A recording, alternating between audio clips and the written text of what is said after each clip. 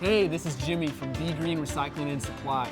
We're here at our rental department to go through some key features and safety tips to help make your rental experience smooth and successful. Today we're going to cover our inventory of concrete saws, a battery-operated saw, a corded electric saw, and gas-powered saws. Let's go through the process of running this equipment. Before using any of our rental equipment, read the operator manual and warning labels. We've conveniently placed a QR code on each piece of equipment to help you navigate to the owner's manual and safety instructions. For gas-powered saws, start off by checking the fluid levels. Ensure the machine is filled with the proper type of fuel. When starting cold, pull the choke all the way out to the closed position. Ensure the ignition is set to the on position. Pump the air purge 6 times. Pull the start cord a few times until the engine starts or tries to start.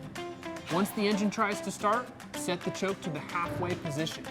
Pull the start cord again until the engine starts.